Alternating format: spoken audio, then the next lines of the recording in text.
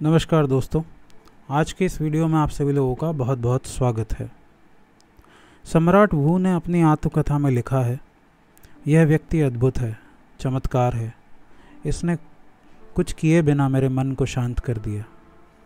कथा है कि चीन के सम्राट ने बोधि धर्म से पूछा, मेरा चित्त अशांत है, बेचैन है, मेरे भीतर निरंतर अशांति मची रहती है, मुझे थोड़ी शांति दे दें या मुझे कुछ गुप्त मंत्र बताएं कि कैसे मैं आंतरिक मौन को उपलब्ध हो जाऊं। बोधिधर्म ने सम्राट से कहा, आप सुबह ब्रह्म मुहूर्त में यहाँ आ जाएं, 4 बजे सुबह आ जाएं, जब यहाँ कोई ना हो, जब मैं यहाँ अपने झोपड़े में अकेला हूँ, तब आ जाइए। और याद रहे, अपने अशांत चित्त को अपने साथ ले आएं, उसे घर पर ही ना छोड़ाएं। सम्राट घबरा गया। उसने सोचा कि यह आदमी पागल है। यह कहता है अपने अशांत चित्त को साथ ले आना, उसे घर पर मत छोड़ाना, अन्यथा मैं शांत किसे करूँगा। मैं उसे ज़रूर शांत कर दूँगा, लेकिन उसे ले आना, यह बात ज़रूर स्मरण रहे। सम्राट घर गया, लेकिन पहले से भी ज़्यादा अशांत होकर गया। उसने सोचा था कि यह आदमी संत है, ऋषि है, कोई मंत्र तंत्र बता देगा, लेकिन यह जो कह रहा है वह तो बिल्कुल बेकार की बात है। कोई अपने चित्त को घर पर कैसे छोड़ा सकता है। सम्राट रात भर सो न सका। बोधिधर्म की आंखें और जिस ढंग से उसने देखा था वह सम्मोहित हो गया था, मानो कोई चुंबकीय शक्ति उसे अपनी ओर खींच रही हो। सारी रात उसे नींद न आई और 4 बजे वह तैयार था। वह वस्तुतः नहीं जाना चाहता था, क्योंकि यह आदमी पागल मालूम पड़ता था। और इतने सुबह जाना, अंधेरे में जाना, जब वहाँ कोई ना होगा, खतरनाक था। यह आदमी कुछ भी कर सकता था। लेकिन फिर भी वह गया, क्योंकि वह बहुत प्रभावित भी था। और बोधिधर्म ने पहली चीज़ क्या पूछी? वहाँ पहुँचते ही बोधिधर्म ने पहली चीज़ क्या पूछी? वह अपने झोपड़े में डंडा लिए बैठा था। उसने कहा, अच्छा तो आ गए, तुम्हारा अशांत मन कहाँ है? उसे साथ में लाए हो ना?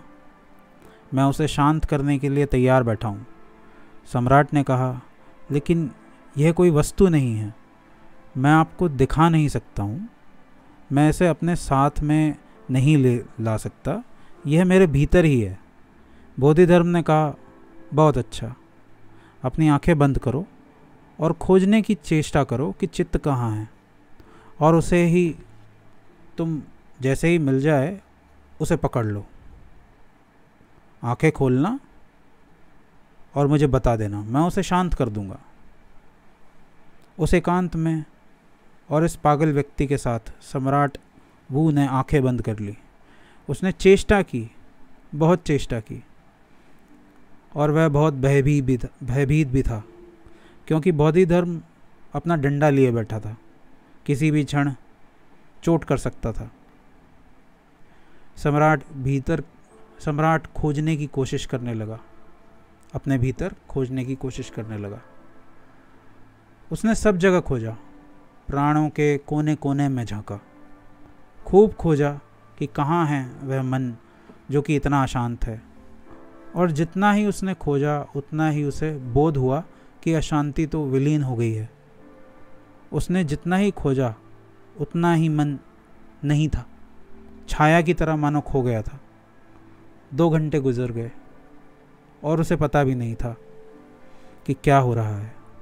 उसका चेहरा शांत हो गया था, वह बुद्ध की प्रतिमा जैसा हो गया था।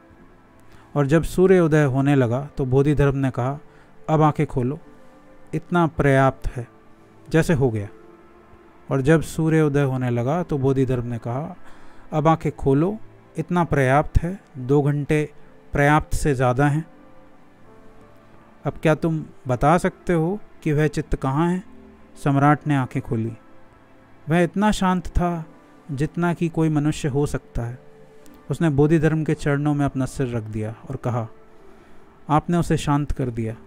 सम्राट सम्राट वू ने अपनी आत्मकथा में लिखा है, यह व्यक्ति अद्भुत है, चमत्कार है। उसने कुछ किए बिना ही मेरे मन को शांत कर दिया और मुझे भी कुछ ना करना पड़ा। सिर्फ मैं अपने भीतर गया और मैंने खोजने की कोशिश की कि मन कहाँ है।